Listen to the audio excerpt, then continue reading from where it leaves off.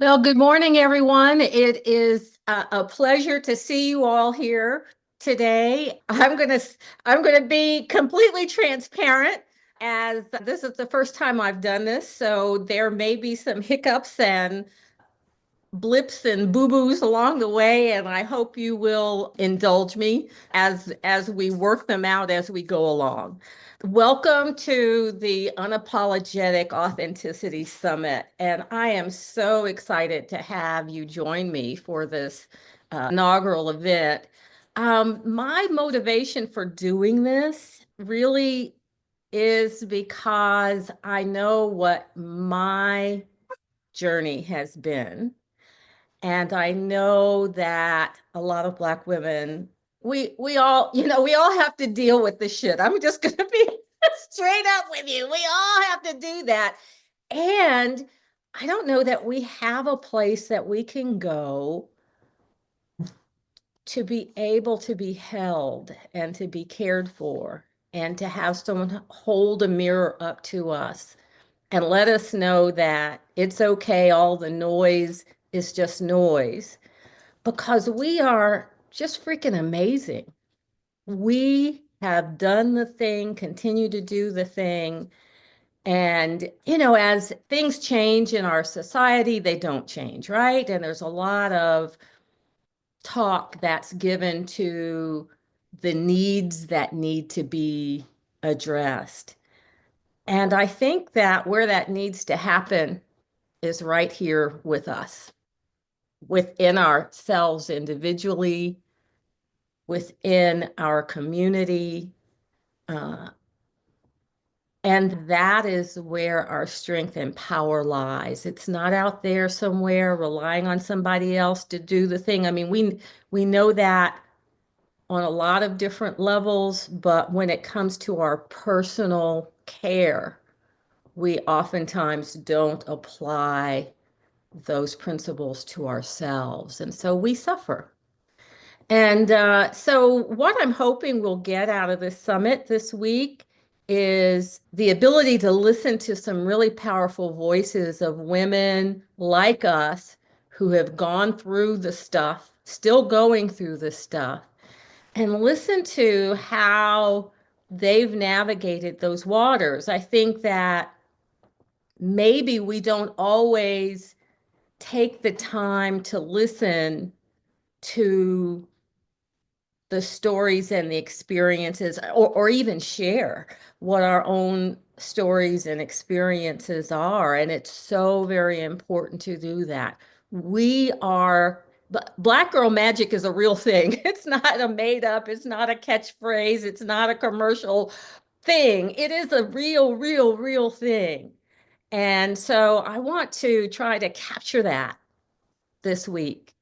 For those of you who don't know me, my name is Dr. Patricia White. I'm a veterinarian. I've been a veterinarian for over 40 years. I still am. I grew and managed a specialty referral practice in Atlanta, Georgia for 30 years. I just retired a few years ago to be available as my dad went through his last part of his journey. I wanted to be there without any distractions, and I was able to do that, and that was really a gift. But I'm also a deep transformations and clarity coach, and I've been a coach for probably 12 to 15 years. The work that I do is informed by some of the spiritual work that I've done in my own personal journey, as well as the training that I've gotten through coaching. I'm a certified professional coach. I've had training in neuro-linguistic programming, in positive intelligence, and a variety of things that I use as tools in my coaching. But I know that self-awareness is the baseline for personal happiness. And so that is the foundation of the type of coaching that I do, that I have a framework that is called The Secret Garden of Radical Self-Care. And so we'll talk about that as we go on through the week. But we've got 10 amazing speakers this week. Today we have two. Tuesday and Wednesday there are three, and then Thursday there are two, and Friday we'll have a group Q&A, but between speakers we'll have an opportunity to ask questions. Feel free to introduce yourself in the chat. I'd love to know where you're coming from and why you're here. You know, what made you sign up for this summit? What drew you to being able to make time in your busy schedule to be here? And if you want to unmute and just raise your hand and unmute, I'd love to see your face and hear your voice and know why you decided to join me this week. Anybody? We have got to have an interactive group, y'all. It's, I don't want my voice to be the only one in the room. But I think this is a really safe space for us to have some honest conversations about where your needs are. And I don't know if you guys got my email. I sent one out. It was late. It was supposed to be the questionnaire was supposed to be a part of your registration, and it didn't happen that way. It's one of the glitches. So I sent out a link for a Google survey, just so that I know that I'm serving you this week in the way that you need to be served. So if someone would like to unmute and just share what it is that they hope to learn or gain from this week. And if nobody raises their hand, I'm going to call on you like we did in school. Well, what about you, Jamila? Would you love to say something? Someone in the chat said after the election, a second reiterating of chaos, I decided to do something different. So I'm focusing on my wellness and family. And that is just excellent. I am very glad that you said that, because that is really the purpose of what we're doing, is to be able to focus on you. It is, we put ourselves last, we find excuses for not making time, we say we don't have the money or the bandwidth to invest in ourselves, and all of those are just stories that you're telling yourself. And truthfully, I would love for us to be able to embrace that ability to set healthy boundaries, to be aware of what's pushing our buttons and interrupt that activity so that we can actually do something positive for ourselves. Someone else in the chat said that they're at work and so they can't really speak freely, and some of you may be in the same space, and I certainly honor that. I want to see if there's anybody else in the waiting room before we actually get started with the interview. I'm trying to give folks an opportunity to get here, and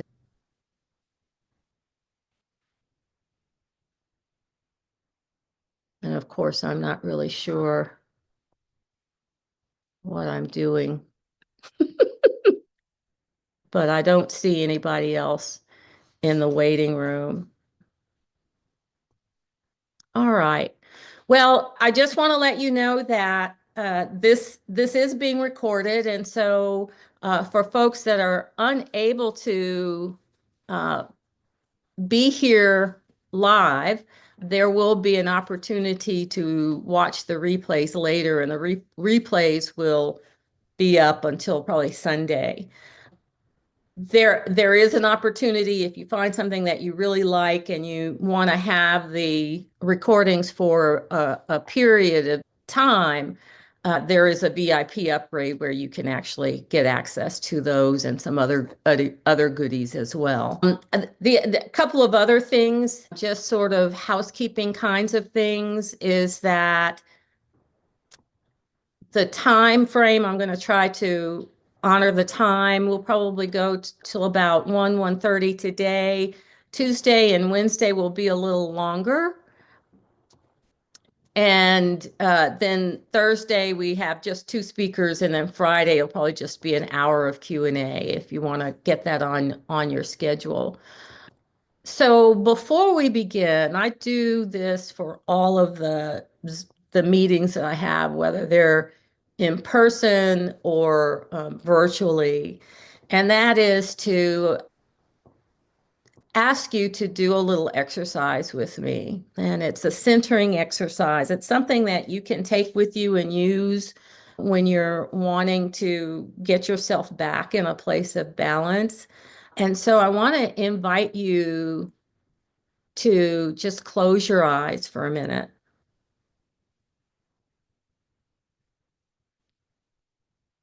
and take just 3 deep breaths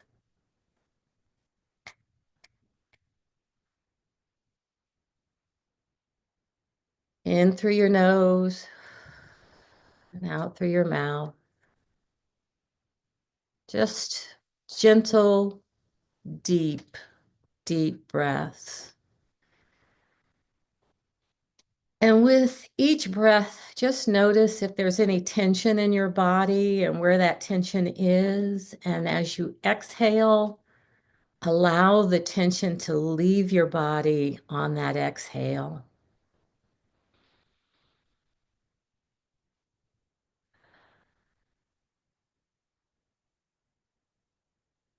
And let's take a couple more.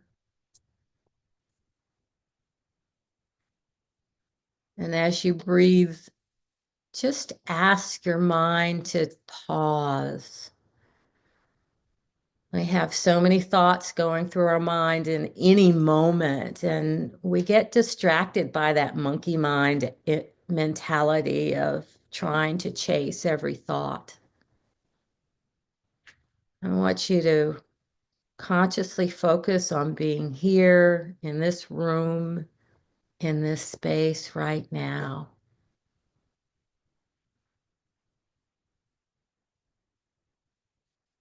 And just continue to take some deep breaths. And notice as you take your breaths that your breaths are probably getting deeper and longer.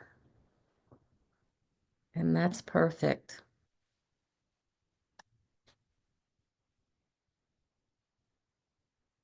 And now I want you to take your index finger and thumb and rub the tips together slowly, gently, but with such deep intention that you begin to feel the ridges on the tips of your fingers.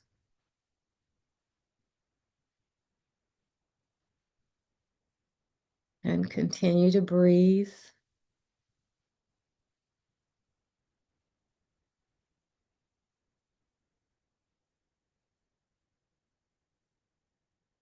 Now take the tips of the fingers of one hand and draw them across the fingers and palms lightly of the other hand.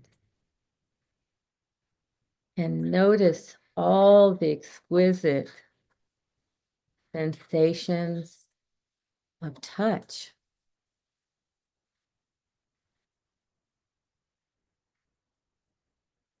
And do that with the other hand.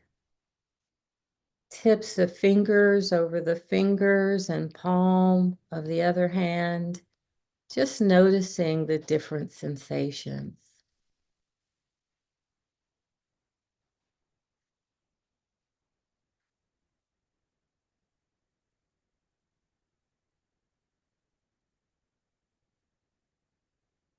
Now take one more deep breath. And when you're ready, Open your eyes.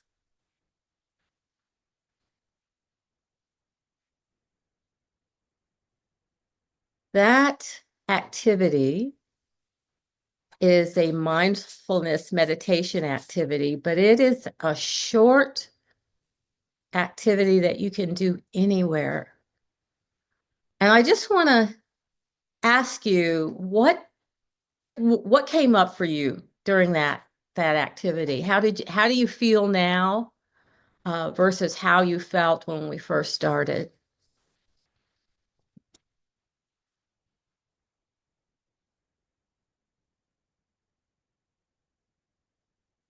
Just put something in the chat.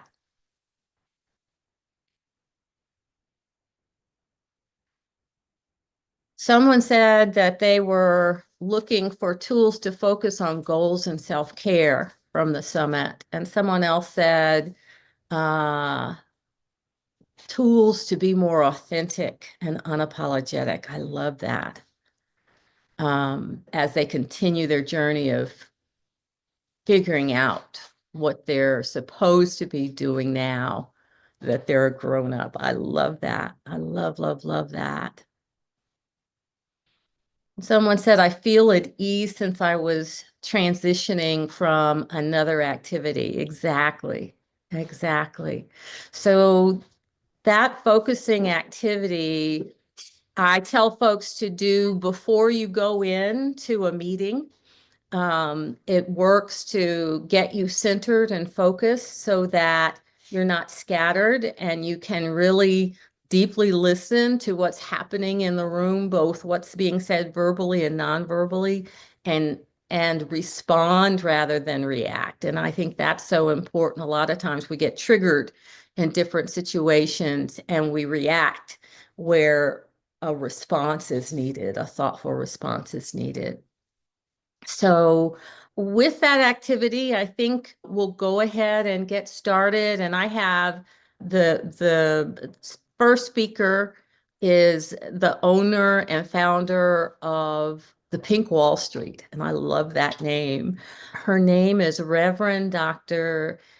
Danielle Winningham, and I think she has some really interesting things to bring to the conversation regarding how we approach starting something new, starting a business. Her focus is on helping people get funding for small businesses, getting grants, but she talks about things on a much deeper level than that. So with no further ado, I am going to do my best to share my screen and we'll see what she has to say, and then we'll come back and talk. I am on a Mac rather than on my regular computer, so. All right, here we go. All right. Good morning, everyone. It is my pleasure to have the Reverend Dr. Danielle Winningham, who's the owner and founder of the Pink Wall Street, which is just amazing to me. Just the name itself is amazing. She is an award-winning business coach, and for the last 10 years or so, she's helped tens of thousands of women build their own online business.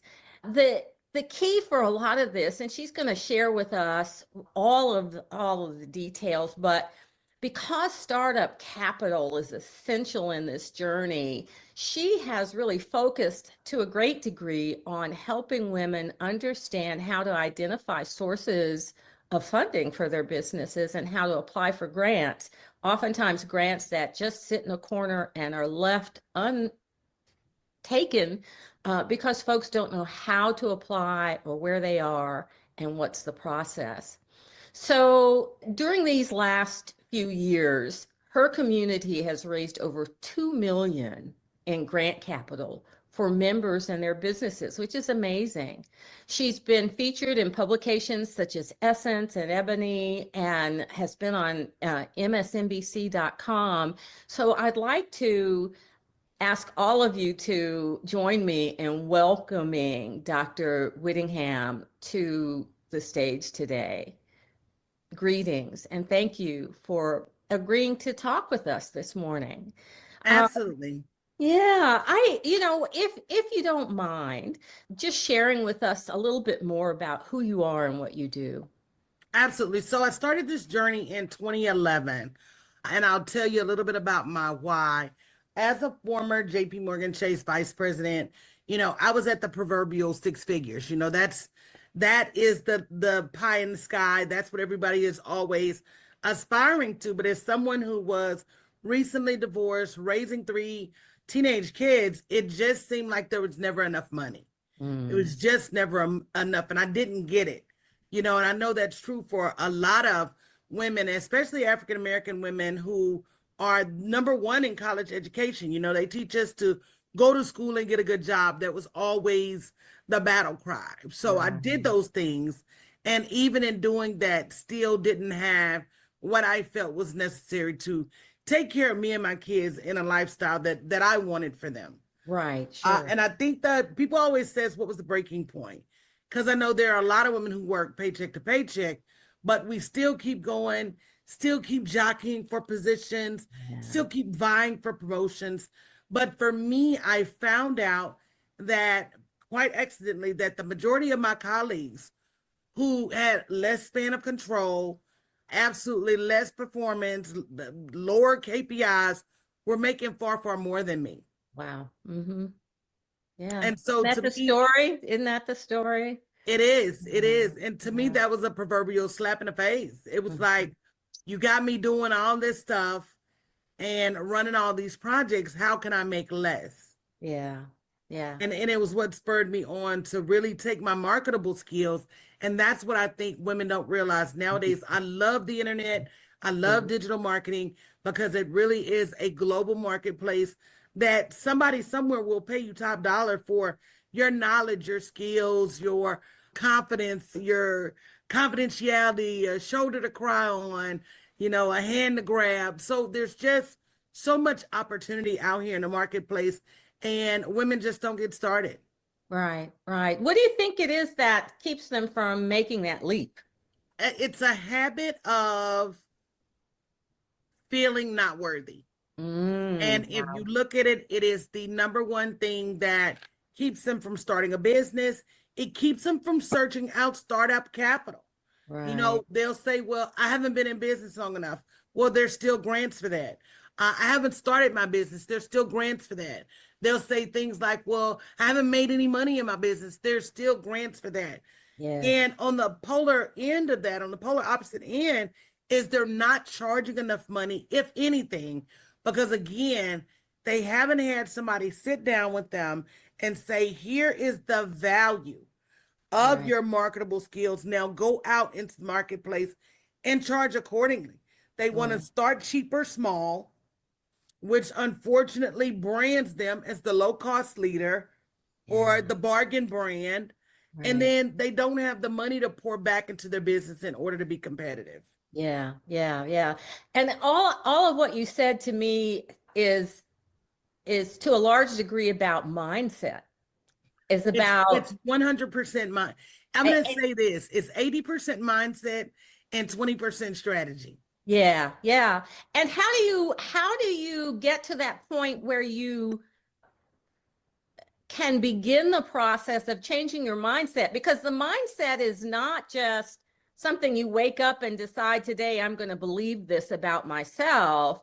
It's environment, it's community, it's It's learned behavior. generational. It's kind of that thing that's gotten embedded in our DNA to believe that we're less than somehow. So that's why we strive more to prove that we're not that.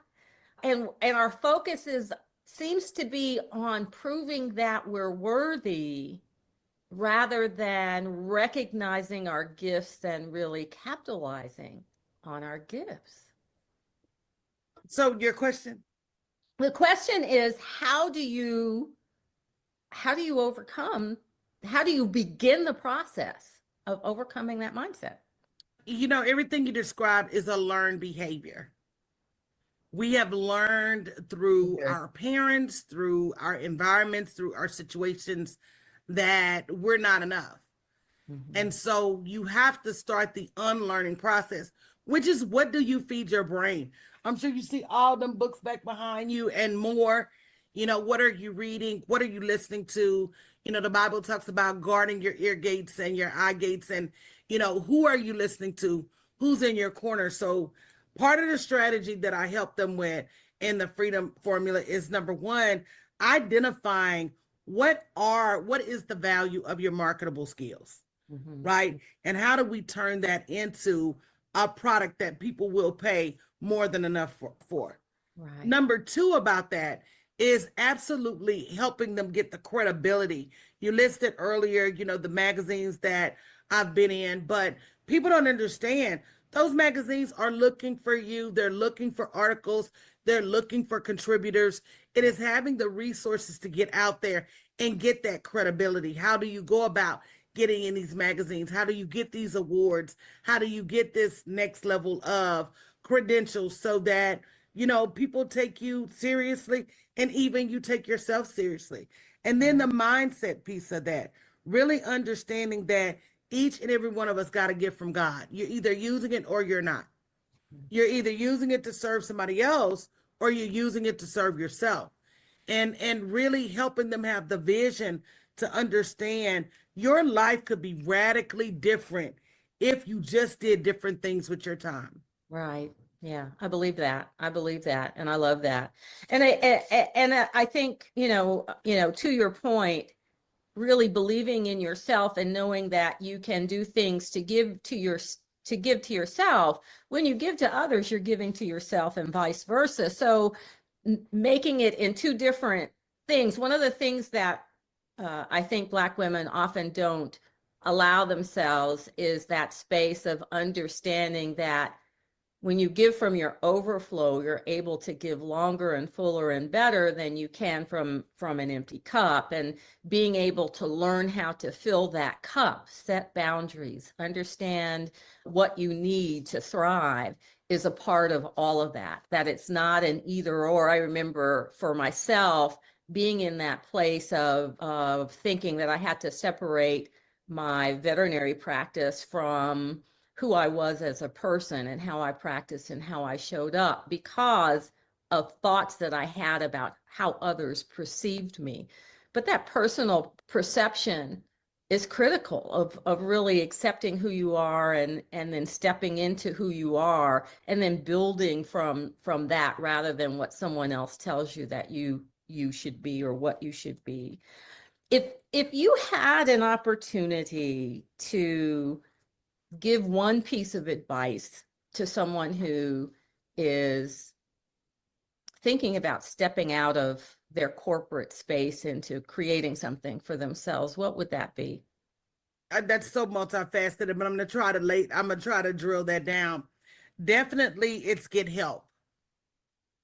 There are people who have done it before you. I've done it, replaced the revenue, left successfully, stayed out.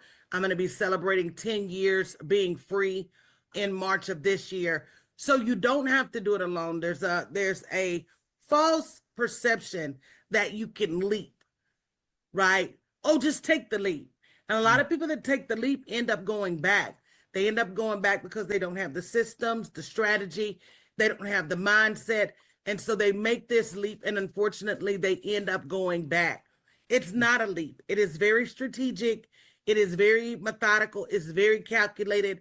And it's something that if you don't get help to do, it's rare that you're going to do it quickly, and it's rare that you're going to have the energy to keep going even when things don't look fruitful. So it is a transition.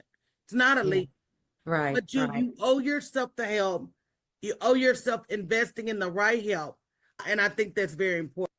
Yeah. And you said something really key, and that is investing in yourself, getting help and investing in yourself because it is different for those that have been in the corporate space, have been making that Oh, six-figure income for X period of time, have established a lifestyle that they're comfortable in, and then moving out of that space into something that is, scary. Tell us what you would recommend someone who is considering leaving that corporate space but is terrified of making that step. You've talked about doing it strategically and getting help to do that, but what's the first step? I mean, with everything, you have to have a plan. It's so unfortunate that women will plan for everybody and everything else. Else. You got this big elaborate plan for your wedding, and you got this big elaborate plan for your kids to go to college, and you got all these plans for your man. But where's your plan for what your life and what you want? And Yeah. understanding that you can have anything, no matter what that plan looks like, you can have it. But getting somebody to help you articulate the vision, putting it on paper, stop chasing rabbits, don't go doing stuff because Sally did it and it was successful for her. Yes. Everybody's plan is different. There's no cookie cutter approach to success. Yeah. Everybody has to leverage their skills, their gifts, their talents, and what they like to do. But you got to have it in writing. Yeah. And Yeah. it And gets less scary when you have it in writing. It gets less scary when you have support.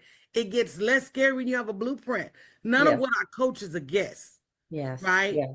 I Yeah. leverage the Pareto rule. So we're going to go after the things that are most important: your money, other people's money, systems, credibility, and what are you going to charge for your program? That's it. And that's all. And that's the formula that my clients have used to make 6 and 7 figures. I mean, it just doesn't change no matter what the person does. But women will make excuses Mm-hmm. about not getting help for themselves. I don't have Yeah. enough money. And then they go out and they do things poorly. Yeah. Oh, but I did it, but you did it poorly. You Yeah. could have done it better if you invested in some help. To me, it's a no excuse lane. If you're gonna do it right. Right. And get the help and invest in your, You it's must. not free. Nothing on this planet is free. And being afraid of, I think about what people will pay for, tangible things, a purse, a pair of shoes, whatever, that they don't have any trouble dropping that kind of money for those kinds of things. But when it comes to actually putting down a significant amount of money to invest in yourself, in your future, in your growth, folks sort of backpedal. They feel a little afraid of that. What do you think that's about? It's more about belief in themselves more than anything. Do they believe? Because if they honestly knew the amount of money they could make out here in this internet marketplace, they would be running to make the investment. They don't believe it. They don't believe that it's possible for them. Women are very, oh, you believe it for your girlfriend and you believe it for your man and your kids, but you don't believe it for yourself. Right, So right, women are very reluctant to understand how their gifts and talents can convert into revenue. right, right, It right. all boils down to that one word, worthy.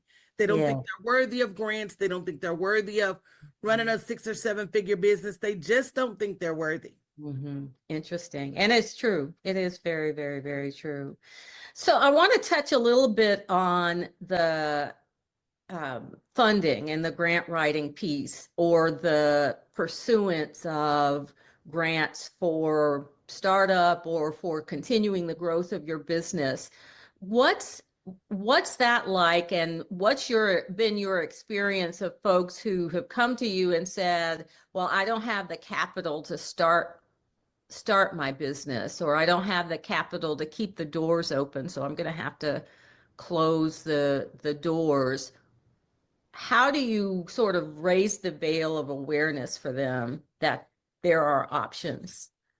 So the first thing is, and I'm going to go back to planning. Too many business owners start their business without a plan. You cannot come to me when they're about to shut your doors saying, I need funding immediately. Funding Mhm. does not work like that. Yeah. And I want to be crystal clear that your first method of funding is, what are you charging folks? That's Mm-hmm. your first method of funding. Stop jumping out there running beta tests and doing stuff for free and all of this. Generate money.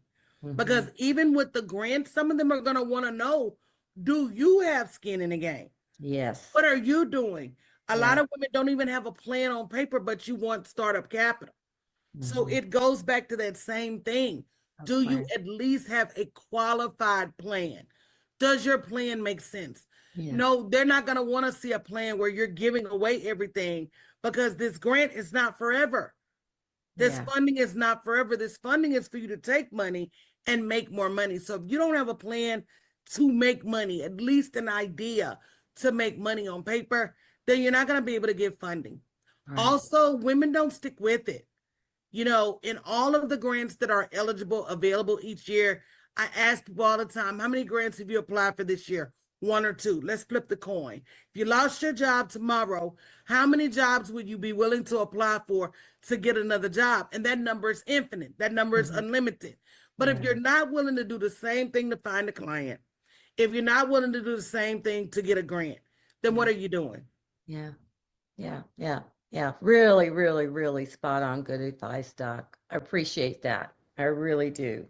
So, if you could say that there is one misconception about women's success, because there's a lot of information on the internet about folks that are making all of this money and how easy it is, and et cetera. And you kind of alluded to it at the beginning of our talk, but what is the biggest misconception that women have about being successful? I was going to say, what's the thing that they need to let go of? What's the Feeling like they can do it by themselves. It yeah. takes a mentor, it takes community of like minded individuals. You had mentioned earlier environmental impacts. I think the mass majority of women are the smartest women in their circle. Mm-hmm. Mm, They are the go to in their circle, they right. are the advice in their circle, and you got to let that go. You Yeah. got to be willing to sit at somebody's feet and say, somebody has done this before me who can make it easier, who can make it faster. Yeah. Coaches and consultants, we don't eradicate mistakes, but we definitely mitigate them. I mean, Right. it's less of an opportunity for you to get it wrong when you get help. But Yeah. are you willing to let go of being everything for everybody else in order to be everything for yourself? Yeah. Ooh, I love that. I need to write And I that mean, it's an down. ego thing, it's a habit. Right. You talked about earlier, pouring from empty, you know, being empty vessels because we're so busy. You got to let that go. Right. Right. You Right. have to let that go. Yeah, they say we are the sum total of the five closest people in our True circle. story. And I'm going to Yeah. take my kids out of that average. Yeah, yeah, yeah. But the thing is that you get to be in more than one circle. So, you get to choose. I have a circle of friends, and these are my ride or die people who have my back and will be honest and hold the mirror up for me. And I need that. And I need to be in a circle where I may be the least of the five. I surround myself with brilliance so that I can learn and grow. And I can have a circle where there are folks that are relying on me to be the leader. You do not have to limit yourself to one You circle. know, I think that, for women to just be honest and say, I don't know, it's very hard Mm-hmm. Mm, because mm. we've got a whole Especially world Black telling us women. we should Yeah. know. Yeah. Yeah. Yeah. And we've been everybody else's everything forever. Right. But we Right. got to start being something for ourselves. Yeah. We really do. We really And do. understand there's too much money out there for us not to go get it. There's Yeah. too much earnings, there's too much capital. 15 years ago, there wasn't an internet that you could make this much money sitting in front of a computer at your house. Yeah. But now that we have all of this time and nothing but opportunity, the big question is, what are we going to do with it? What are we going to do with it? Yeah, yeah. And in this, I say, in this time where folks are resting, rest can look like a whole lot of different things. And it is not just crawling in bed with a book, unless you're reading about something on how you are going to improve your personal uh, position and grow. And I think it's this time of rest is a time of growth, that we need to sort of sow the seeds in our own soil, I agree. choose what that looks like, and then tend to our own personal garden and There's actually a allow book called ourselves to grow and bloom. there's actually a book called The Wealthy Gardener. I can't remember who it's by, but he said all of us are given a field to tend. Mhm. And I tell women, when you go to work, that's somebody else's garden, Yeah. right? Mm, Everything that you don't have is caught up in the bounty of if you were to work your own crops. yeah. Yeah. And when you go to a job, you're sharecropping for all Wow. intents and Ooh. purposes. And you remember how sharecroppers live. And I tell people that, we have opportunity that my great great grandmother as a slave did not have. My great grandmother as a sharecropper did not have. My grandmother who worked all the days of her life. My mother who went to college and was an advocate for higher education. I've made more than all of them combined because Mm, I have opportunity. And yeah. for Black women to squander that is egregious at best Yes. Oof. because you won't put your ego to the side. And it did take sacrifices for me. I had to sacrifice some things in order to have some things now. But I also had to believe in the promise. Why did Jesus come? Not just so that we could have life, but we can have life more abundantly. And we Right. go to Bible school and we say these things, but do we believe them? Yeah. Yeah. Preach, Reverend. I appreciate True you. story. True story, sis. And that's So, just my wish. I just wish Black women would understand that everybody else is monetizing everything from how dark we are to our body shapes to our swag and our demeanor, yeah. and we won't monetize it ourselves. Yeah. Yeah. Yeah. Yeah. Yeah. It's definitely our renaissance. Yes, it is. And it's time. And it's time to step Past into time. that spotlight and take back our rightful place, really. Absolutely. Yeah. Well, thank you so very much for your time, for your wisdom, for sharing. If people want to get in touch with you, how do they do that? Super simple. I keep a list of grants that they can apply for all year long. We're coming out with the 2025 list. They can go to www.thepinkwallstreet.com. It will tell you what kind of events we have coming up. We do a national tour every year. I speak on the stage at Black Women Invest for about 10 different events a year. But if they just go to www.thepinkwallstreet.com, they can start their journey with their free grant list. It's no Okay. excuse for not asking for revenue. Great, great. I love it. Thank you so, Yes, so very ma'am. much for your time. I appreciate you. I love you. Thank you for your wisdom and thank you for sharing your wisdom.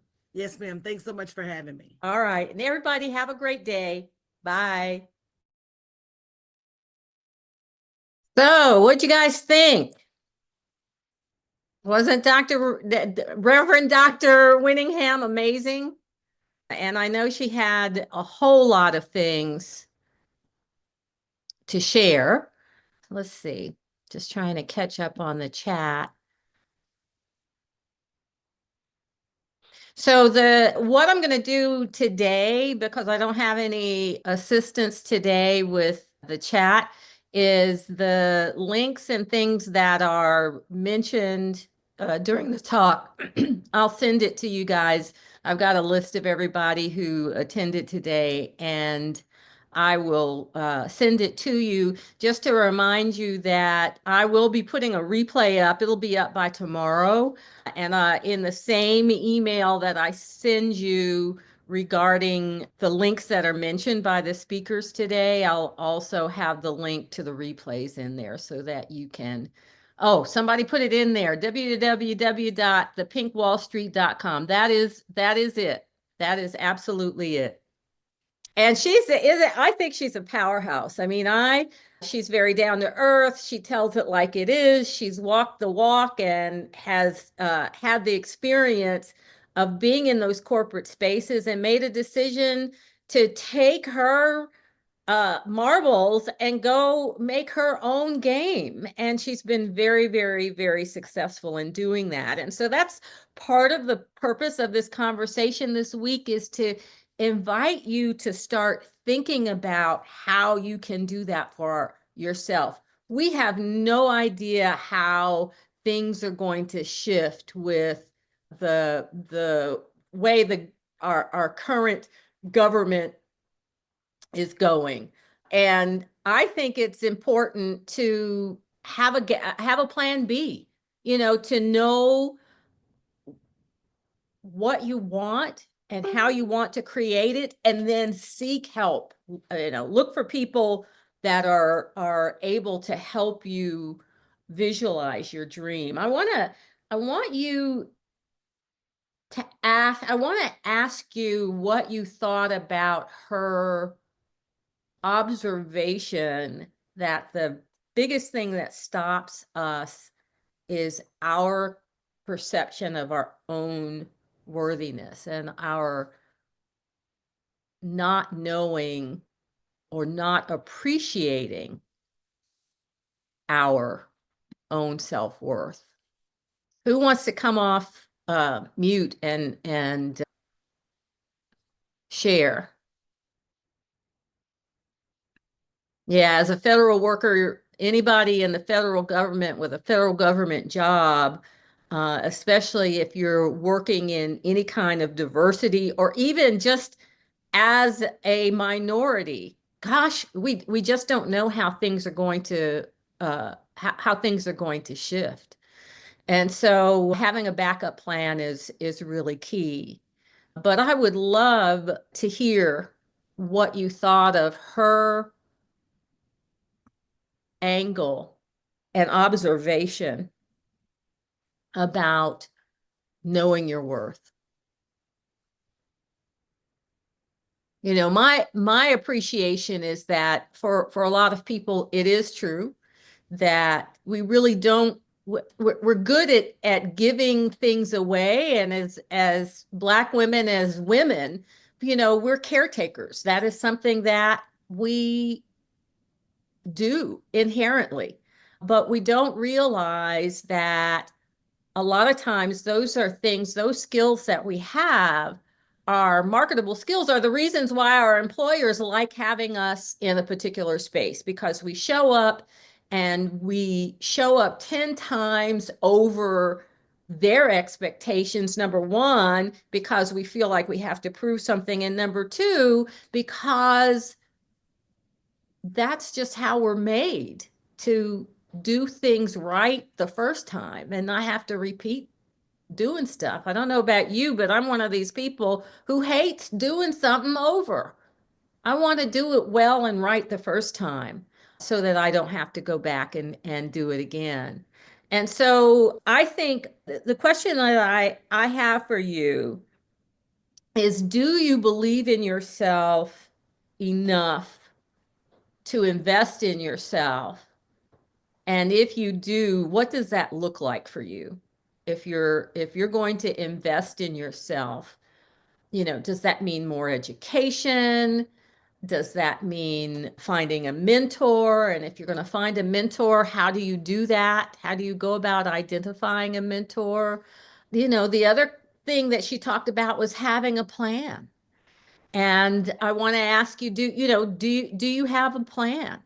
What does that plan look like? And I see some folks have raised their hands. So I'm going to start with Nichelle, and I'm going to ask you to unmute and share what's on your heart. Well, good morning or good afternoon, everyone. Thank you for allowing us the opportunity to share. As Reverend Dr. Willingham was speaking, and I've heard her speak before, and she's always so empowering. I was reminded of how much various systems in the business world, and I have been in mainstream media, how dependent these systems are on making us believe that we are unworthy and having us continue to prove. We continue to prove, if we continue with the idea that we must always prove ourselves and we're not really all that worthy in their eyes and other people's eyes, then that is what drives us, I think, to work those 10 and 12 hours a day and to always go above and beyond. I had to catch myself, I'm contracting now. I had to catch myself a couple of weeks ago from offering to do much more than what I was asked to do Yeah, it because is. there's no extra for that. Yeah. Yeah. And we do it all the time, right? That we see a need and we want to fill that need. And we just we volunteer ourselves. We're not asked to do it. We just volunteer. And if you're going to volunteer your time and work, then oftentimes folks are not going to deny you the opportunity to improve their situation, For right? some more, yeah, exactly. And I think that we disrupt those systems when we decide, well, no, this is the time that I'm not going to go above and beyond. I'm not going to give you the extra suggestions. And yes, I do believe I'm worthy, and I'm just going to let all the chatter that you give me bypass me. Right, right. I mean, you said a couple of things, Michelle, and thank you so much for sharing because it's so I think, we all are responsible for doing that very thing. And I think we have two choices, honestly, when we're faced in a situation like that. One is to not offer, but the second is to offer, but say, there's going to be an additional fee for that. There's I'm happy to do the work, but I want to get paid for it. And so that's the part of standing up for your worth.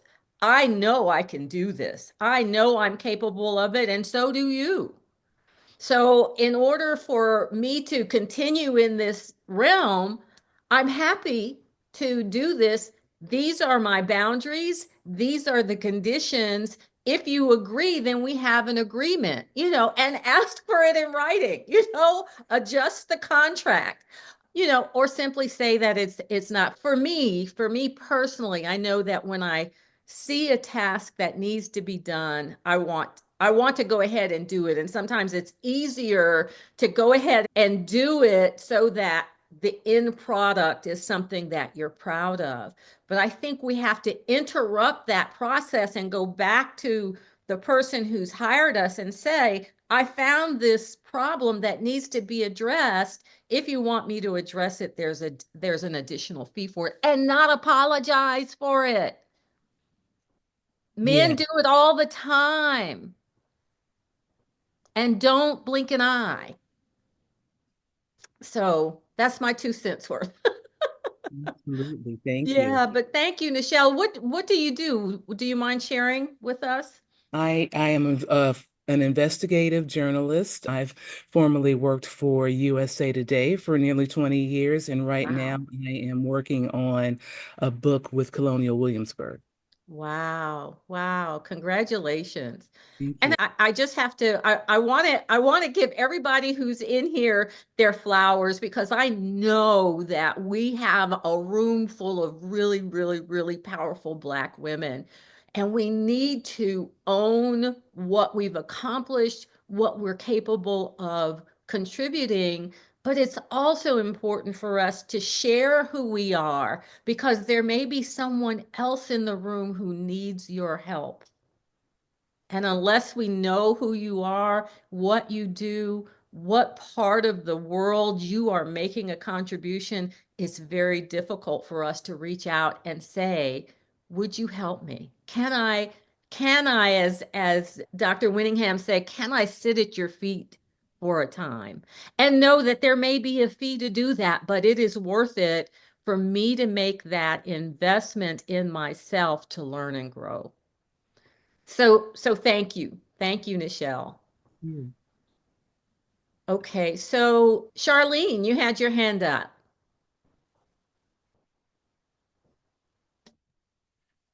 Hello, everybody. I'm really happy to have had the opportunity to be on this call. I received the initial email to join from an author, Marita Golden. Yes, she's going Um, to be up next.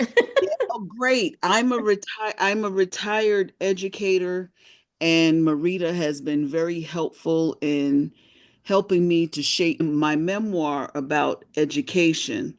But I'm also seeking the opportunity after spending 30 years taking care of other people's children to take care of myself. So I'm very grateful for this opportunity and hearing Reverend Dr. Willingham. One of the Winningham. Mm-hmm. Whittingham. I'm sorry. Thank you for correcting me. That's okay. I stumbled during the No, I interview, wrote it. so I get it. I wrote it incorrectly because I didn't want to commit it to memory, and I made a mistake anyway. Forgot to cross the T's. Yeah, it's Um, win like win. I think about winning, and she talks about winning. So Dr. Winningham. so one of the things that I'm grateful for hearing the doctor speak is the fact that she is a reverend doctor. I grew up in the Baptist church, and one of the hardest things for me is to deal with Black women or congregations that don't support events like the one that we're participating in today. And to try and keep a long story short, I'm very proud of the fact that I've one of my three children, right before this call, and do believe in blessings, called me up and said, Mom, I just heard about this great investment opportunity. I know you're retired. Do you have enough money to just invest in this Bitcoin thing? It's like, oh, how much time is it going to take? I'm asking all these questions, is it going to stress me out? And he says, so I came up with a number, and he says, "Oh yeah, that'll work. That'll work." But the thing that I got from it when I was able to call him back, because I says I have this very important Zoom call. He says, "I'm the money is working for me," and it's not about just that, but it's being able to support one another with our gifts and talents. I'm an educator. My son went to school for computer science, but he's teaching tennis because that's what he learned how to do at 10 years old. Mm, So it's all about finding what we're good at.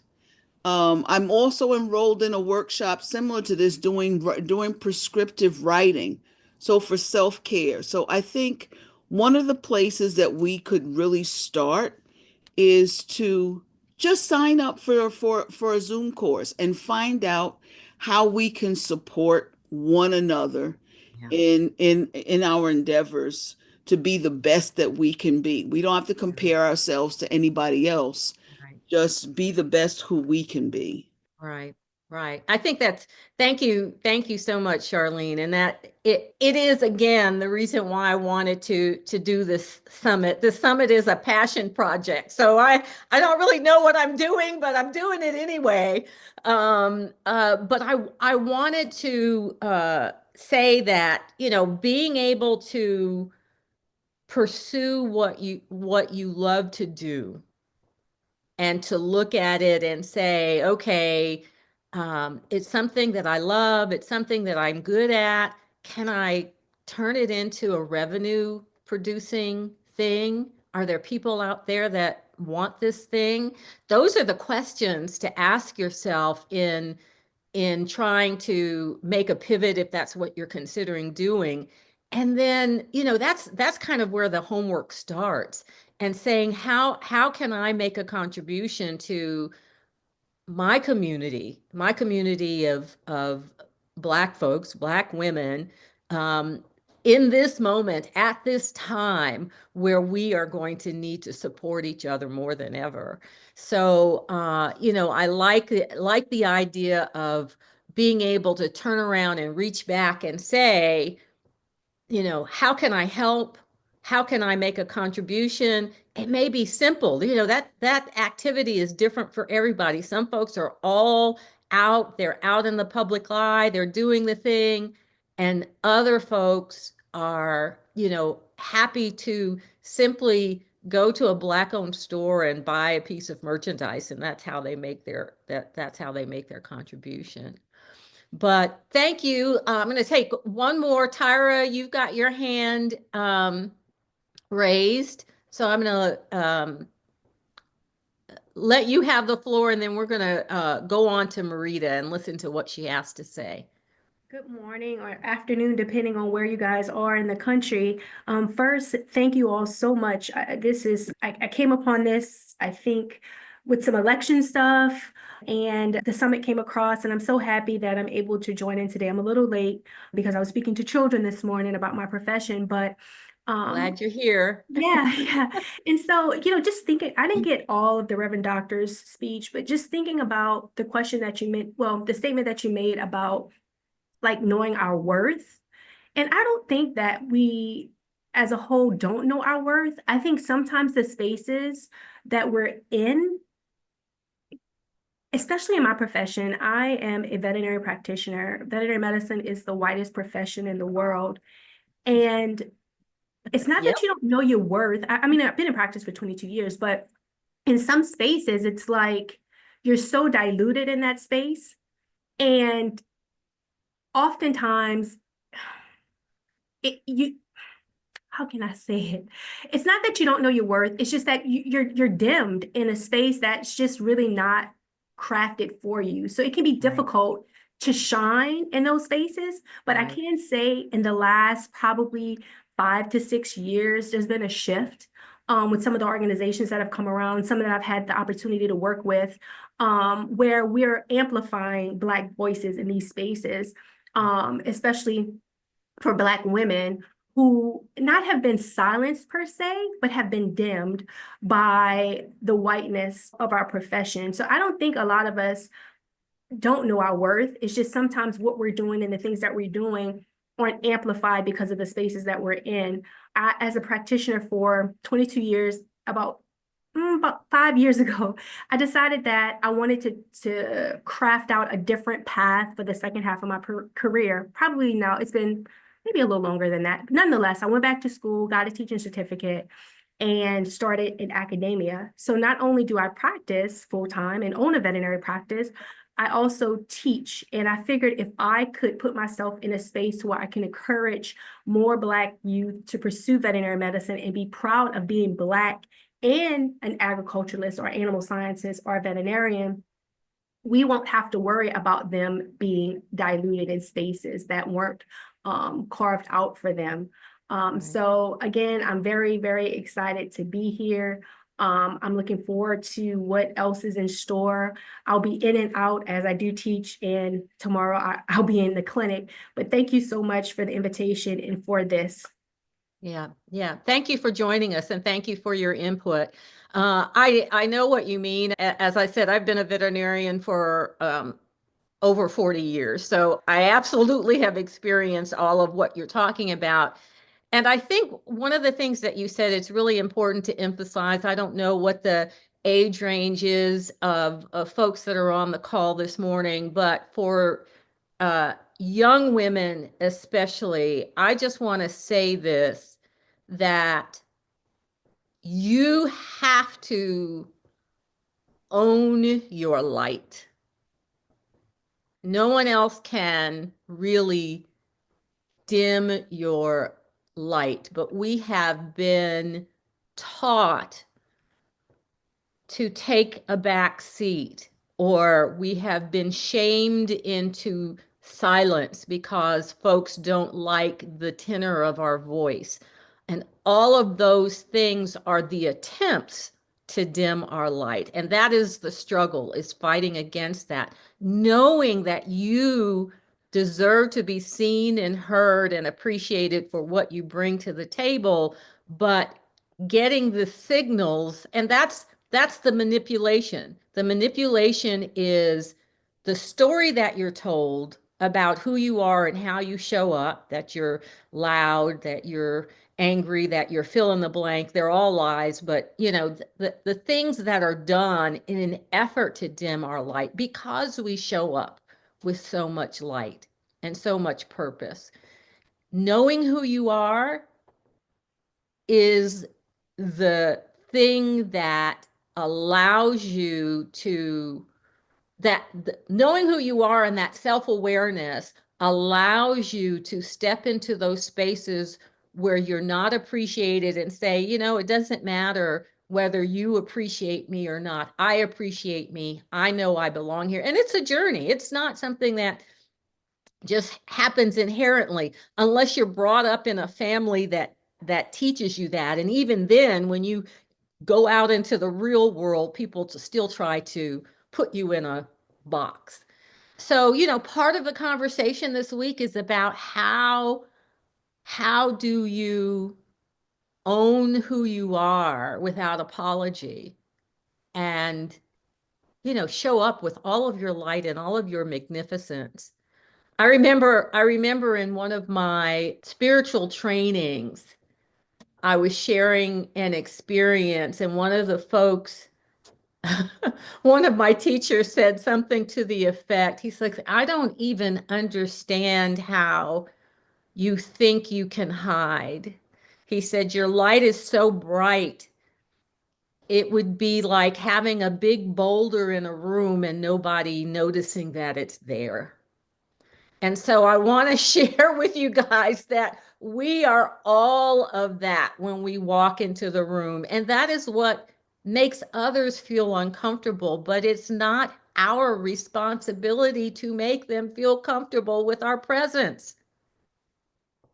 That's not our responsibility or our problem. We simply own who we are and show up with all of our magnificence each and every time. So with that, I want to shift to the next speaker. Marita Golden is an author, and she has been writing books for several decades, lots of different types. But what brought her into my world was a book that she wrote called The Strong Black Woman. And, just having that conversation in the book really brought up for me a lot of things that are the tropes and the things that folks say about Black women that aren't true, but that we spend a lifetime trying to correct when in fact they were never true to begin with. But I'm going to let her tell the story. So let me again wish me luck with the technical part of this. I'm going to share my screen and start the recording.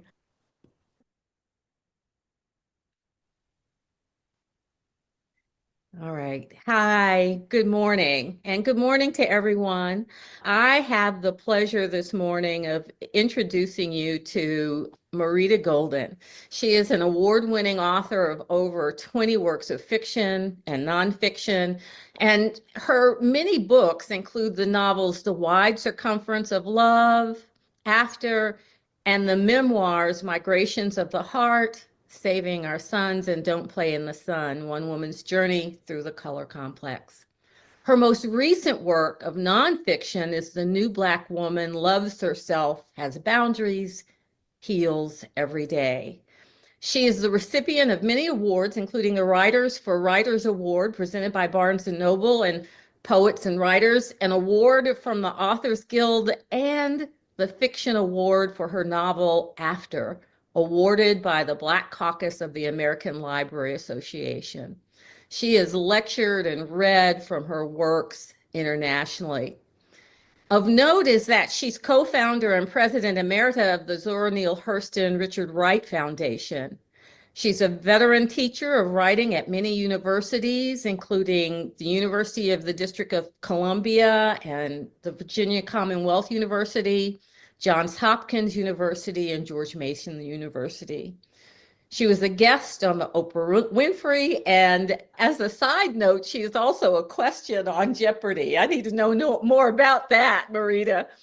As a literary consultant, she offers writing workshops, coaching, and manuscript evaluation services. So welcome, Marita. I am so very glad to have you here today. I'm excited about our talk. And I want to just say that having someone of your expertise and background in this summit is such an honor for me. And I have to say that I came to you through one of your books, and it actually, The Strong Black Woman, it gave me a lot of support when I was preparing a talk for Black women veterinarians to talk about how we need to re-language how we show up in the world, that we've been given the burden of Mhm. carrying titles, responsibilities, labels that Mhm. are not ours to carry, that are not ours to even consider carrying, but because of our uh, community, how we're raised, and how we're treated, we tend to take on that burden, seem to feel that we have to wear that cape Yeah. Mhm. in order to succeed in the world. So I'd like for you to talk a little bit about that, if you don't mind. Yeah, well, the strong black woman and the new black woman are kind of, I call them sisters, sister books. Mhm. And I came to write The Strong Black Woman just before the pandemic started. I had an episode where I thought I was having a stroke. And I wasn't, fortunately. Went to the emergency room. They checked me out, but they said, why don't you have an MRI? So went to my doctor, had an MRI, and found out that sometime in the distant past, I had two silent strokes. That Wow. is, strokes that are very quick, fast. You may not even know that you've had a stroke, but it does kill brain cells. And my parents died. My mother died when I was 21, my father when I was 23. And I decided that I was going to be very, very healthy so that I could live longer. So I embarked in my adulthood on a regimen of exercise, meditation. If I felt that I was falling apart, I went into therapy. I developed a very wide and diverse network of friendships. I did all the things that we had just begun talking about in the 70s, but that now are part and parcel of the general conversation about health. And so I left the doctor's office feeling like my body had betrayed me. But actually, in fact, my body had done what I wanted it to do. That is, I inherited from my mother stroke, the stroke's in my genes. Mhm. Heart attack is in my genes. My father died of a heart attack. And those two strokes that I had were not fatal. Mhm. They were quick strokes.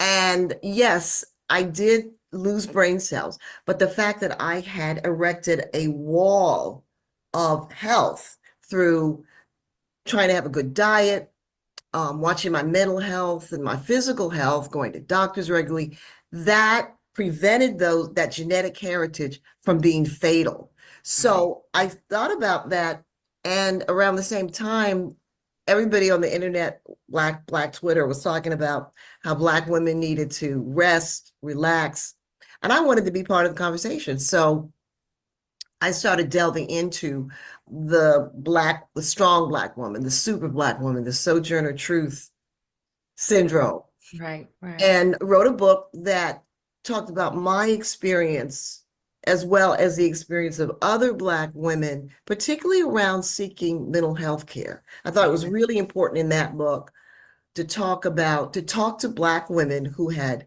been through therapy and found therapy healing, helpful, Right. and that it changed their lives positively. And they were willing to talk to me because they knew this was going to be in a book and they knew it could have that kind of impact. Right. Yeah, that's wonderful. And thank you so much for sharing your story, because I think we need to have this open conversation more often about how self-care is healthcare.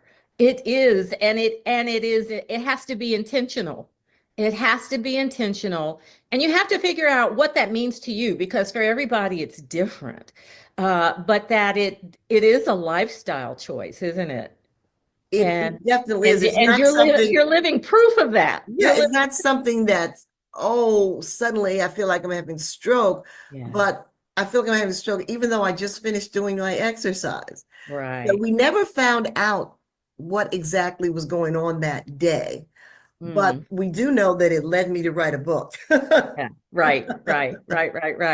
So I guess I want to ask you, when you were on the Black Twitter space and talking to women about this issue of the strong Black woman and self-care, et cetera, what was the common challenge do you think seemed to come up in conversations that Black women, regardless of where they were or what they were doing, what was a common challenge that they faced? Setting boundaries was the biggest thing. Wow.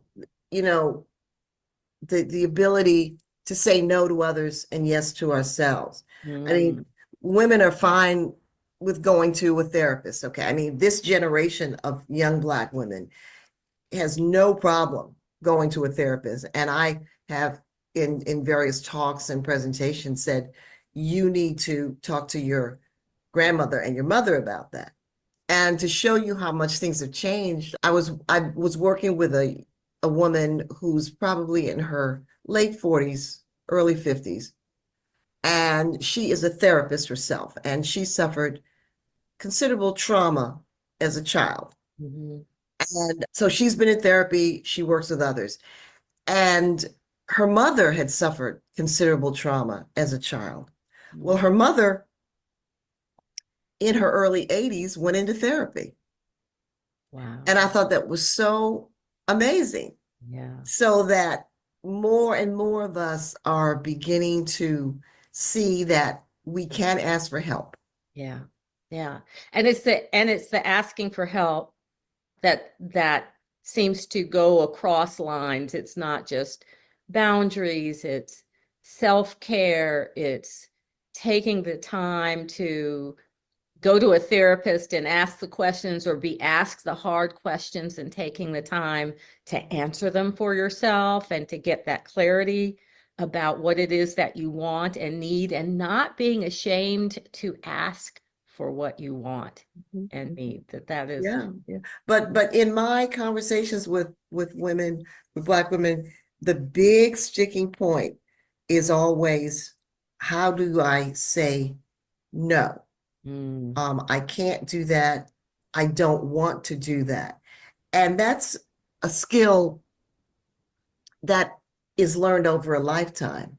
And it's something that requires that we unlearn what was drilled into us by the culture, the society, and our families. And it is not easy, but it's very, very necessary. And I think that probably if I was to be asked one thing that I think it's most important for Black women to do, I would say set boundaries. Because if you set boundaries, you're going to protect yourself in all ways. You're going to say, no, I can't solve your problem because actually I have problems of my own. And setting boundaries will allow us to see, we see setting boundaries as always saying no. Boundaries are also about saying yes. Yeah. We set the boundary that includes going to the doctor, that includes walking, that includes meditating, that includes having regular checkups. That's a boundary. Right. One of my good friends is a very, very high profile, a woman of achievement. And she told me that a couple of years ago, she was doing a program online where she interviews other high achieving super Black women. And this woman had survived breast cancer. And during the interview, in her mind, she remembered that she had not had a breast exam in 4 or 5 years. Wow. After the interview, she made an appointment, and she had breast cancer.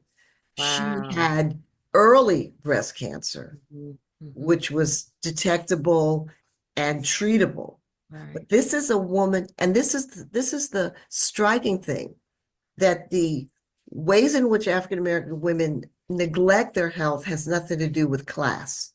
You can be a Delta, a Link, Kamala Harris, sister on welfare, whatever, across the board. Right. Across the board. And that's the most astonishing thing.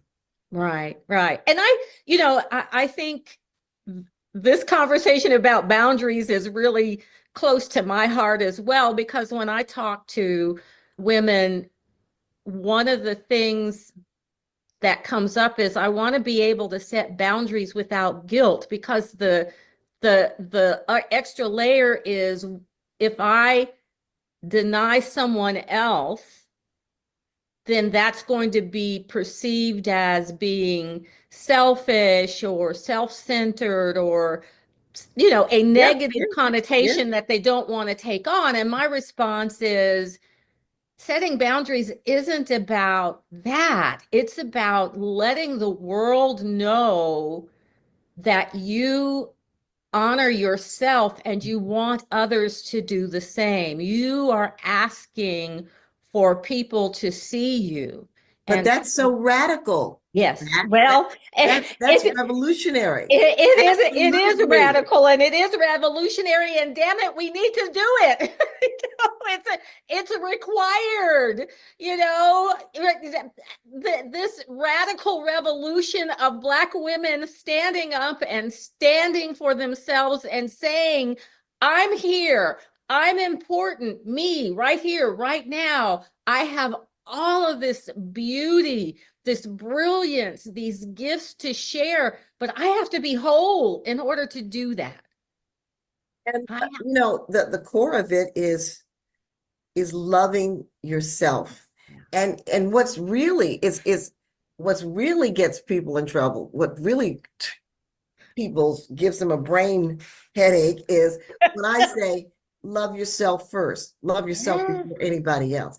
And yeah, that's totally something that they can't wrap their heads around. Because if you love yourself first, you have all this love to give others. If you absolutely. love yourself first, you take care of yourself. So that means that you show up in ways, all these people that you're worried about disappointing, you Yes, show up for them better if right. you love yourself. Yourself. If And you're not fuming with resentment yes. because you caved in to do something for the 10th time that you really didn't want to do.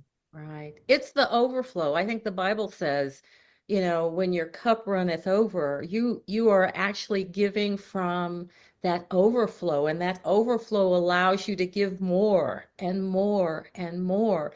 But you cannot pour from an empty cup. Yeah, yeah. And we become depleted oftentimes when we put all the things ahead of what we're feeling we need. And so tapping into that feeling instead of pushing it down and dismissing it or diminishing its importance, I think putting things in reverse and saying that inner voice is telling me that I need to do something for me. It may be go to the doctor. It may be exercise more. It may be take a moment to just have a cup of tea and read a book. Those small things allow us to Exactly. take the time to fill ourselves up. Well, tell me about your new book. Well, after The Strong Black Woman was published, I got many people asking me to write about my specific health practices. A lot of The Strong Black Woman is talking to other women. I weave in some of my story. And so it's about my practices around self-care that have been a part of my life for all of my adult life. And it's not something that's set in stone. It's always evolving, Mm, always growing. And the book is called The New Black Woman, Loves Herself, Has Boundaries, Heals Every Day. And as I alluded to when I was talking about my parents, their early deaths, I began these practices which were really foundational. And they helped me not just in my physical body, but in my writing, in being a mother, being a wife. And the first one is loving yourself. And I think that's really hard. You said a minute ago about women getting connected with what they need. Many times we may need to go into therapy to get connected to what we need, depending on what kinds of childhoods we had, what kind of nurturing we had.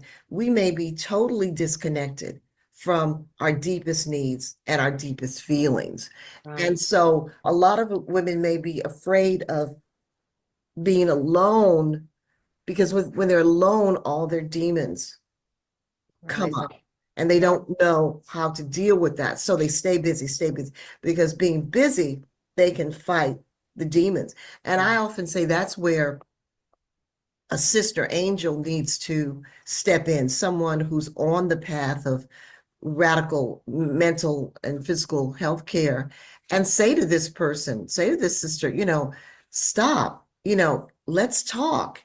And it may take a number of conversations, but I think those of us who are on the path owe our sisters direction when we see they need direction. And loving yourself it's a lifelong journey. I mean, when I wrote the book, Don't Play in the Sun, about the color complex, that was a healing for me, because I had grown up with a mother who, on the one hand, told me that I was going to write a book one day.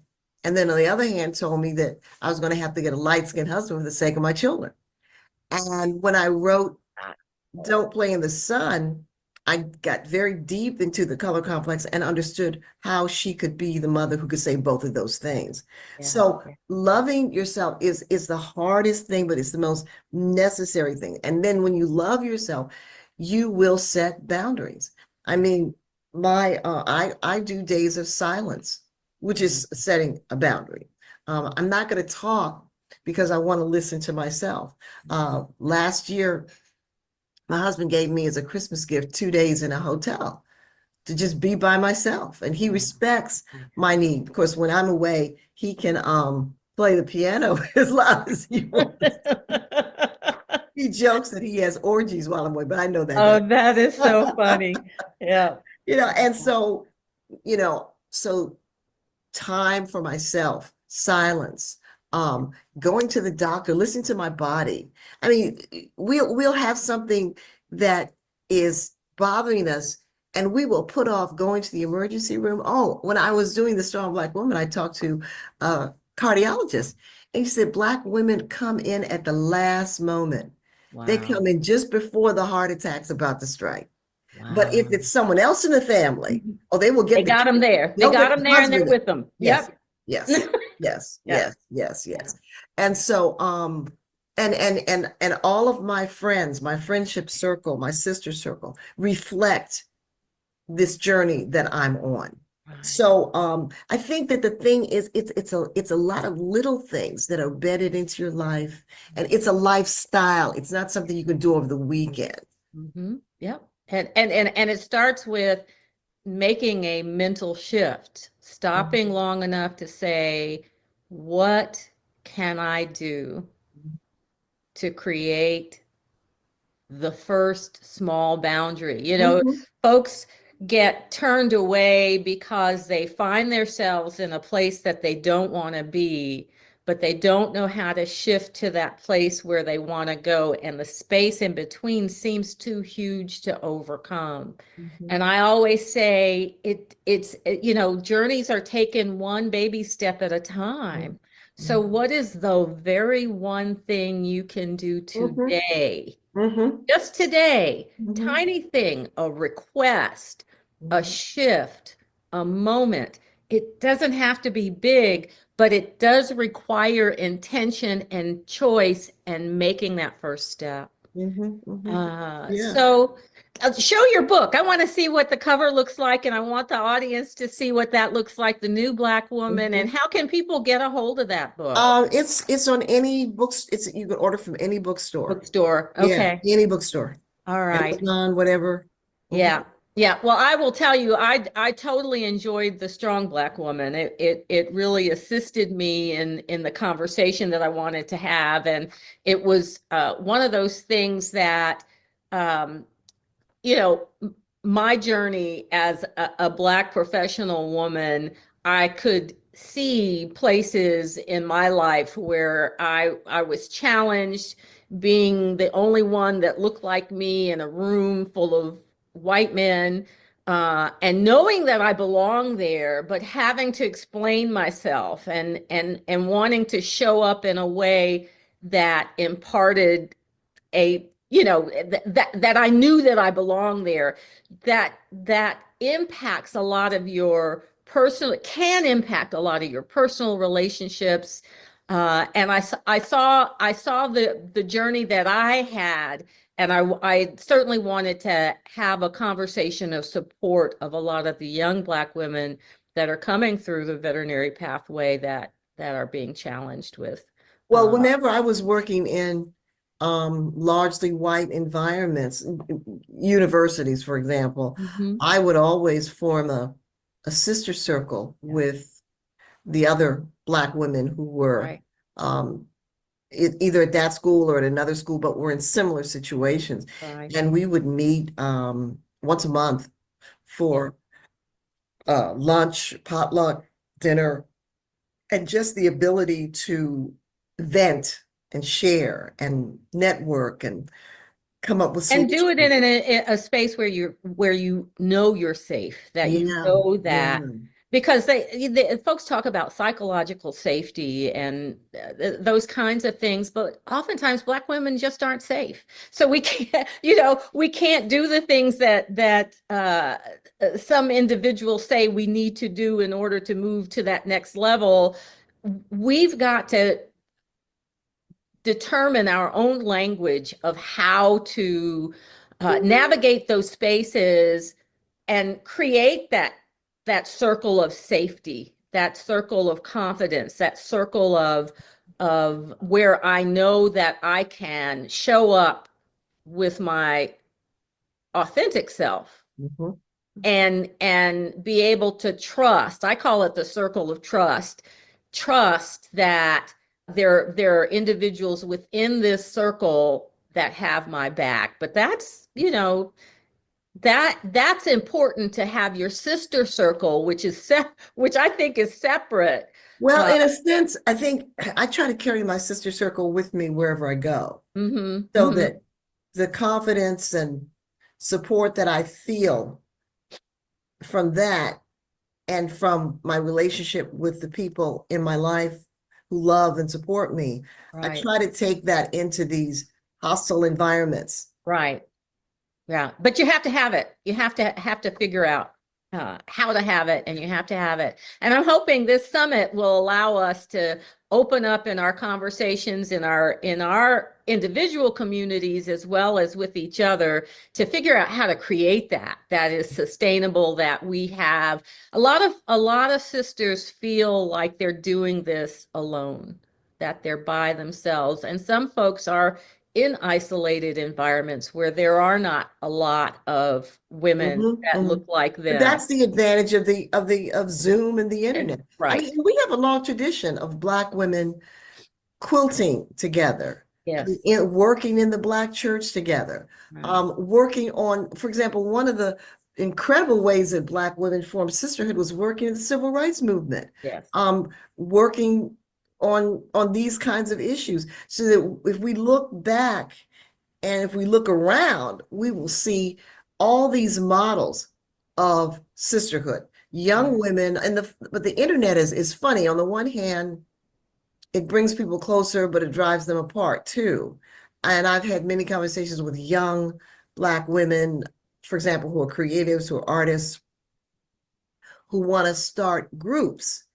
And I said, look, I started a single parent group long before the internet. I put an ad in the paper, and I'm just surprised that the internet is not all, a lot of people are not finding community on the Right. internet. Right. They're Right. finding rancor and put downs and anxiety, but that doesn't mean that that community doesn't exist. Maybe you need to go face to face with someone. Right, right. And I think the intention has to be there of what it is that you want to create and what it is that you want to have. If you put out there, I want to create a community of Black women where we can have a conversation in the privacy of our Zoom room that is honest and has I think about, I have a coffees and conversation thing that I do periodically, and it's just women, Black women, that come together and we talk about whatever is alive for us in the moment. It may be childcare, it may be parent care, it may be, navigating a challenge at work. But you know that when you're in that space, that it is safe to say what's on your heart. And it almost without exception, when someone takes the step, the brave step to say something that's on their heart that they are not sure how it's going to be received, without exception, somebody else raises their hand and says, "That's me. I am so glad you said that because I thought I was alone." So what you're saying is so true, Marita, in terms of our finding a way to find our communities and to have these conversations of support. And to be brave enough to create communities. Very Yeah. often people will say, well, I want to, for example, I will often do writing workshops. And out of those workshops, women, most because they're mostly women, will form a support group where they will meet on their own. And one of the groups has been meeting for, oh my God, about 3 or 4 years. And they online every Sunday, free writing. And they just decided recently that they were going to meet in person. So they all went up to Philly and met, Nice. So we can, people for some reason don't have the confidence to believe that if they reach out, there are others who will want what they want. But if you want it, somebody else wants it. Yeah. I know that our time is coming to an end, and I have enjoyed our conversation Oh, so very definitely. much. I want to ask you if you could tell the women that are listening to you right now one thing that you believe would be revolutionary for their lives, what would it be? Do something for you. Do something just for you because it makes you feel good. Good, yeah.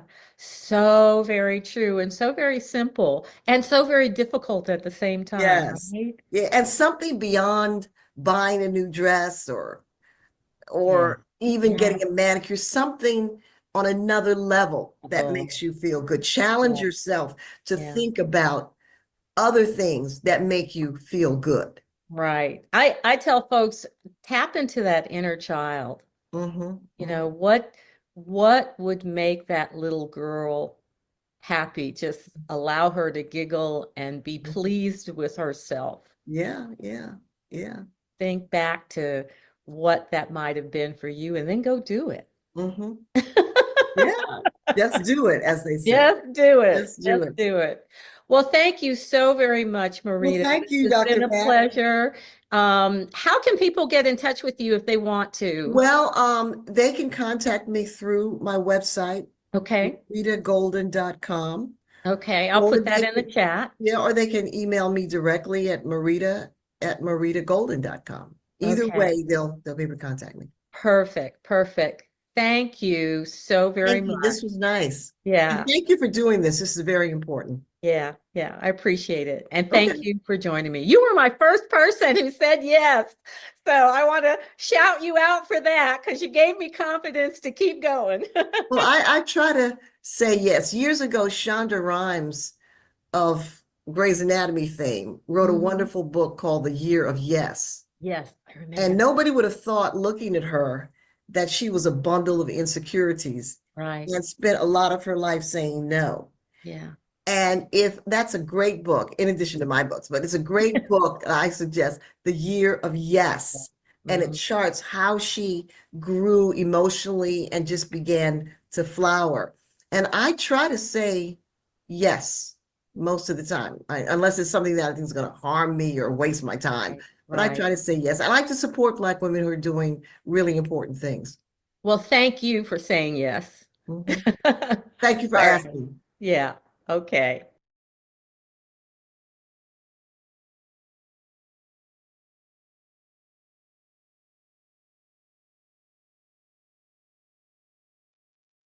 So, what did you guys think of Marita? Wasn't she fantastic? Just very open and willing to share her experience about self-care. Um, I'm curious to ask, what do you do? What is the one intentional thing that you do to take care of yourself?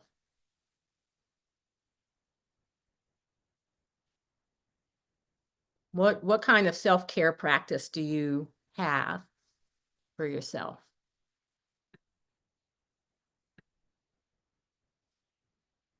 Do you not have a self-care practice? I'm just curious to know. Because I really truly believe that self-care is healthcare. That being able to intentionally put you on your calendar, and in fact do that first. It's the first appointment on your calendar, and it might be weekly, it might be monthly, but something that you do with intention that is just for you. Does anybody want to share what that is? Someone says cooking for myself, not eating takeout. That's a good one. That is about taking care of your body, making sure you fueled yourself with healthy foods, and taking the time to do it, right? And saying that that time is my time to take care of me. Someone says exercise with a trainer, and that is awesome as well. I need to get back to that. But finding, for me, I have to be, I'm not very good at motivating myself to go to the gym and do the thing because I don't like to do the thing. But whenever I have someone who's holding me accountable, I'm more likely to show up when I'm supposed to show up. And so having a trainer and committing to showing up for the trainer is committing to show up for myself. And having the trainer is making sure that I have someone that holds me accountable for taking care of myself. Isn't that something that I have to have somebody else to hold me accountable? But putting those things in place to make sure that it happens, asking your spouse or your children to keep you on your schedule for that massage or for that appointment with a coach or for that outing that you've been talking about going to. I know this last week was last weekend was the last weekend for the Giants exhibit here in Atlanta.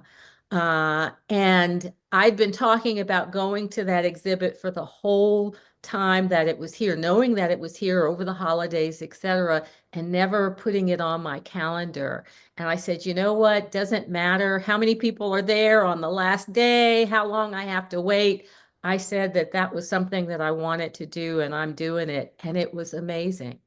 And it was the first time that I'd been to the High Museum of Art in Atlanta in a while. I'd been there for a family member who actually had a piece that was being exhibited there, and that was really a wonderful way of supporting him. But going to that Giants exhibit and spending an afternoon at the High Museum, I went to some of the other exhibits at the same time, was time for me, was just something that I did for myself.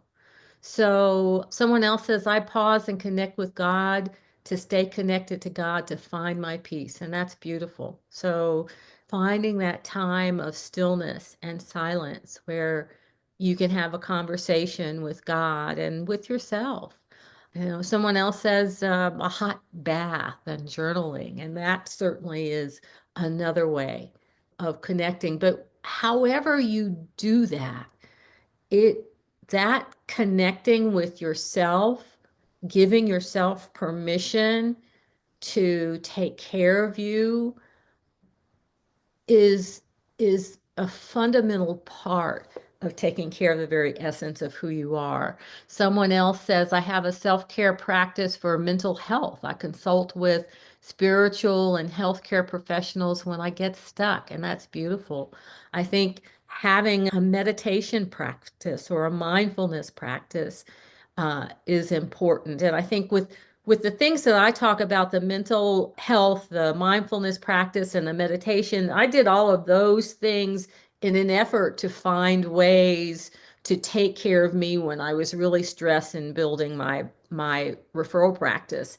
You go to professional school and they don't teach you necessarily how to run a business, and a lot of things come up that are stressful and challenging, and you can allow that stuff to wear you down, or you can find avenues where you can release and reconnect with who you are in a way that's intimate and personal, so that when you go back to that thing, you're whole, you're grounded, you're available to the people that you're trying to serve. So anybody else want to come off mute and share? We've got about 10 minutes left for today's session. I'll ask this question. What does setting healthy boundaries mean to you? And do you find it difficult to do? Who wants to share? Geraldine, you've raised your hand. Yes, I think one of the things that I did when I first, actually before I took a position at the University of Missouri during my finalist interviews, was that I let them know that I was going to have protected time for myself. Even though, as director of the Veterinary Health Center, um, I would be expected to come in if there's an emergency or something like that, after hours on weekends and that sort of thing. But I told them that after a certain time every day, I was not going to, if it's not an emergency, I'm not going to reply to work-related emails and things like that. And Mhm. so those people in my inner circle knew that, if they're going to send me something after hours, it had to be an emergency or something that's very, very significant for me to reply to. And so what it did was it set those expectations in advance that I would protect time to protect myself.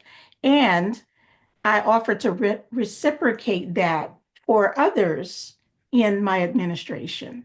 And so Wow. it was a fair practice. It wasn't just me doing that, and not wanting them to respond. I also asked them to follow that same guideline, and they did. And I think that when you're upfront with your employers or with your team or group or whoever you're interacting with, to let them know that you have those boundaries, you have to protect your health. Because I remember when I was a resident, and I learned this years ago as a resident at Michigan State, one of my professors told me this advice when I was sick. I had the flu. And, I was also a young mother at that time, so I had to take care of my children. And I was coming to work with the flu, and he sat me down and he said, Geraldine, you could drop dead, or get really sick. This place is going to keep going. Right. Even if something happens to you, he said, this place is going to keep going. You have to protect your health. And I Right. always remembered that, especially because it was a white man that told me that Right. advice. And, so I think that, the older I get, the more I appreciate the importance of self-care. Mhm. Because if you, and I'll say this and I'll be done. If you're a Christian person or someone who believes in what's written in the Bible, the Creator made a Sabbath day.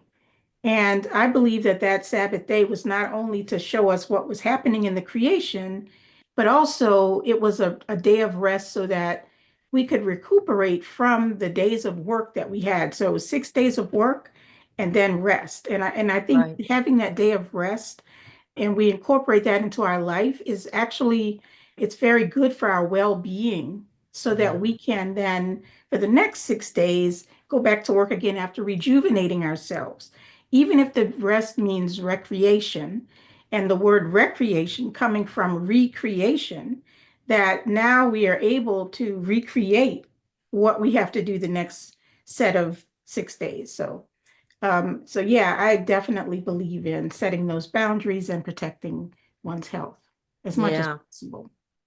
I agree with you 110%. And thanks for sharing that. I have a question for you though. What was it like when you first put forth those boundaries? How was it received and how did you respond? It was actually received pretty well, and I didn't get any, questions about what do you mean by that or anything like that. No one, I had no negative responses to that. And there was an instance when that came up last year when we had an emergency in the hospital. An animal got away and on campus at night. It was like 9:30 at night, and I got the text message, and I went in and actually was right in the center of directing all of the volunteers that came in to go out and look for the animal.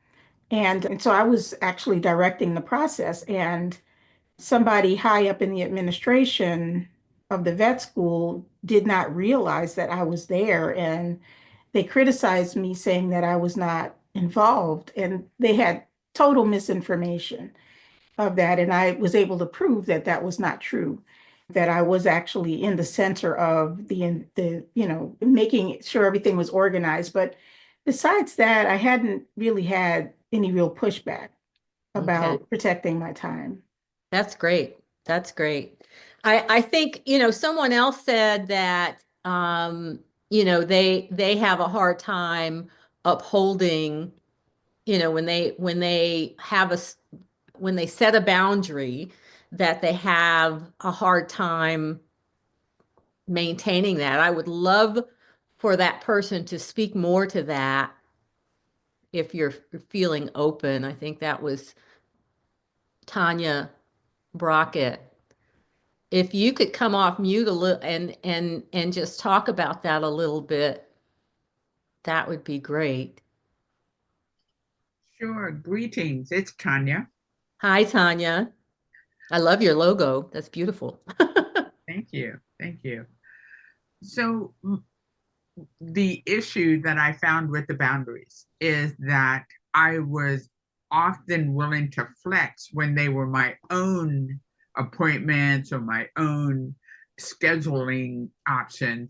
But when it was a Zoom meeting, for example, with someone else, oh, I was there, at that right time.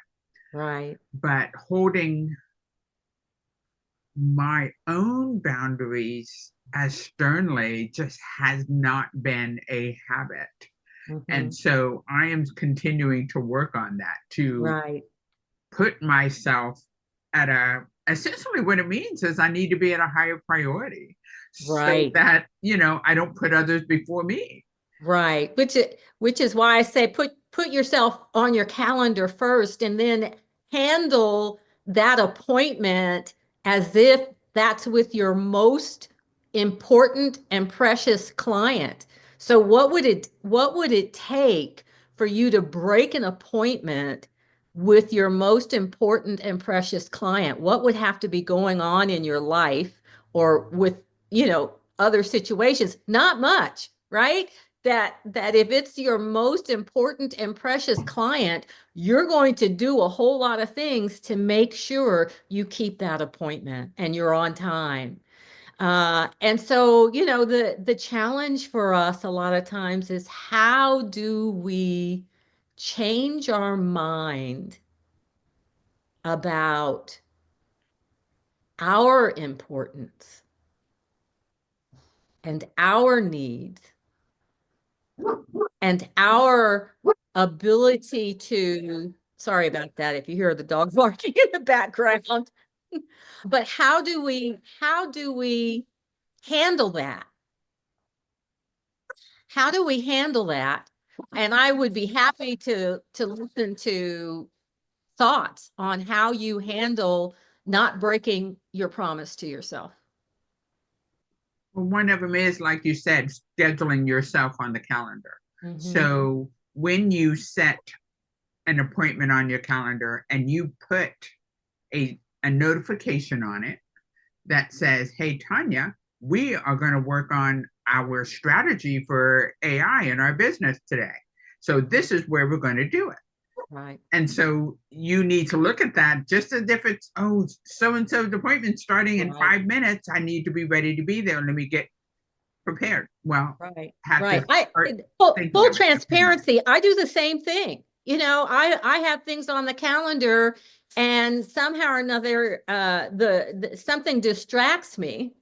And I look up and the time has come and gone, and the thing that I was supposed to be doing in that time frame wasn't performed. And I would say it's a process. It is an ongoing practice of being available for yourself, putting yourself the first step is putting yourself on the calendar and giving yourself permission to do that first before you schedule anything else. Then not beating yourself up when you miss that appointment, but be really clear that doing this is a practice. I cannot give up. I have to keep doing this until it becomes second nature. And so we're really retraining ourselves, right?